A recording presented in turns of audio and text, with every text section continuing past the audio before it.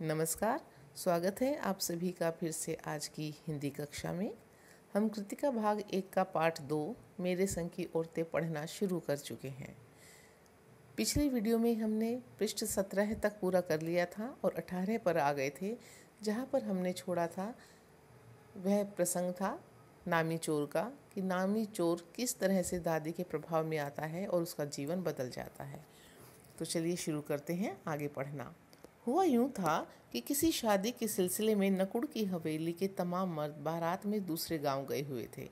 बारात जानी थी, शादी थी यहाँ कहीं पर, तो पुरुष वर्ग जो है वहाँ चला गया था। घर में सिर्फ महिलाएं थी, नाच गाना चल रहा था।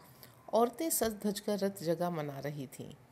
नाच गाने और ढोलक की थाप के शोर में नामी चोर कब सेंध लगाकर हवेली में घुसा कि दीवार में को थोड़ा सा तोड़कर अंदर घुसना ही सेंध लगाना होता है। किसी को खबर न हुई, किसी को पता ही नहीं चला कि चोर घर में घुस आया है।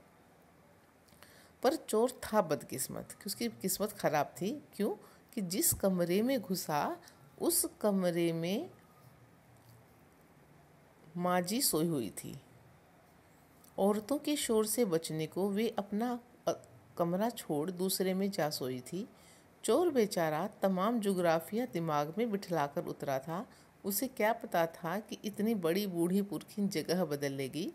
खैर, बुढ़ापे की नींद ठहरी चोर के दबे पाँवों की आहट से ही खुल गई। कि चोर प्रायः क्या होता है कि जो हमारे बड़े बूढ़े होते हैं वो अपना स्थान परिवर्तन नहीं करते हैं। उन्हें आदत हो जाती है एक स्थान की, वो उसी कमरे में उठते बैठते या सोते हैं। तो चोर के हिसाब से परदादी ने उस कमरे में सोना था, लेकिन जब जिसमें उसने सेंध लगा दी उसी दिन परदादी जो है कमरा बदलकर दूसरे कमरे में सो गई थी। कारण था कि औरतें रत जगा कर रही थी, शोर हो रहा था, नाच गाना चल रहा था, तो इसलिए उन्होंने कमरा बदला था। तो यह चोर की रही बदकिस्मती कि वह उसी कमरे में जा घुसा जिसमें परदादी सोई हुई थी। अब बुढ़ापे में नींद भी थोड़ी कच्ची हो जाती है। हल्की सी आहट हुई चोर के पैरों की और परदादी की नींद टूट गई। कौन? माँ जी ने इत्मीनान से पूछा, बिना किसी घबराहट के बड़ी सहजता से प्रश्न किया। कौन? जी मैं। चोर ने युगों से चला आ रहा पारंपरिक असंगत जवाब दिया। कौन? मैं कौन? पानी पिला, माँ जी ने कहा। चोर झिझक कर रह गया। जी मैं। अब उसे लग रहा है क्योंकि उसे तो पता है वह चोर है, तो झिझकते हुए उसने कहा, मैं पानी पिलाऊं। तब तक माँ जी बिस्तर के बराबर में टटोल कर देख चुकी थीं। लोटा खाली था। जिस लोटे में वो पानी भरकर रखवाती थी रात में अपने पास, वह खाली हो चुका था। उन्होंने क्या कहा? ऐसा कर, उन्होंने कहा, यह लोटा ले और कुएं से पानी भर ला, पर देख कपड़ा कसकर बांधे रखियो और तरीके से छानियो। चोर घबरा गया। अंधेरे में इन्होंने कैसे जाना कि उसके मुंह पर कपड़ा बंधा है और कमर में भांग।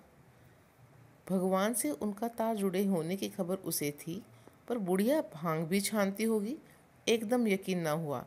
इसी से कुछ हैरान परेशान हो गया कि दादी को, बुढ़िया को कैसे पता लगा कि उसकी कमर में भांग बंधी हुई है, मुंह पर कपड़ा बंधा हुआ है।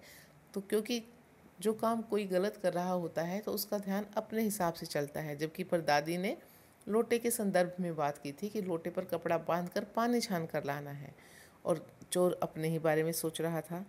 जल्दी कर भाई, तभी माँ जी ने कहा, बड़ी प्यास लगी है, पर मैं तो चोर हूँ। मारे घबराहट और धर्म संकट के चोर सच कह गया। अब वो घबरा गया और उसने सच बता दिया कि मैं तो चोर हूँ, मेरे हाथ का पानी हुआ करे। माँ जी ने कहा, प्यासे को पानी तो पिला, पर देख मेरा धर्म न बिगाड़ियो। लोटे के मुंह से कपड़ा न हटाइयो, हाथ रगड़ कर धो लीजो और पानी कपड़े से छान कर भरियो। आप चोर के हाथ का पी लोगी? कहा न, रगड़ कर धो लीजो, सब नाच गाने में लगा है। तेरे और भगवान के सिवा कौन धरा है जो पिलाएगा? कि सिर्फ तुम हो या भगवान है? मुझे पानी कौन पिलाएगा? तो जा और पानी पिला। भगवान वहीं कहीं उसके बराबर में धरे हैं। सुनकर चोर कुछ ऐसा अकबकाया, इतना घबराया कि लोटा उठाकर चल दिया। पूरी एहतियात के साथ पानी भरकर लोटा तो पहरेदार ने धर दबोचा। बहुत सावधानी से वापस आया वो पानी भरकर, लेकिन पहरेदार ने इस बार उसको देख लिया। कुएं पर उसे देख लिया गया था कि कोई व्यक्ति है, तो इस बार उसको पकड़ लिया गया। तब माँ जी ने लोटे का आधा पानी खुद पीकर बाकी चोर को पिला दिया और कहा, एक लोटे से पानी पीकर हम माँ बेटे हुए। अब बेटा, चाहे तू चोरी कर चाहे खेती।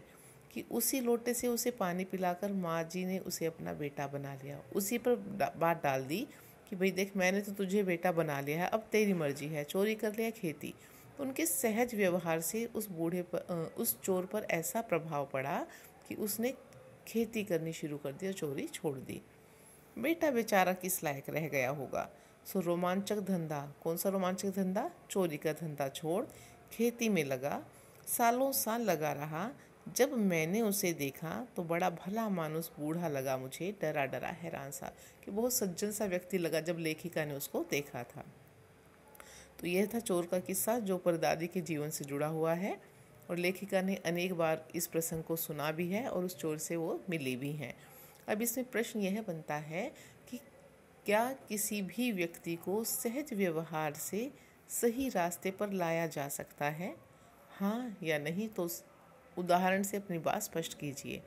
पाठ से उदाहरण देकर आप इस बात को सिद्ध कर सकते हैं कि हाँ, बदला जा सकता है। फिर क्या आप इस बात से सहमत हैं कि सच में ऐसा हो सकता है? इसमें आपने अपना उत्तर जोड़ना है।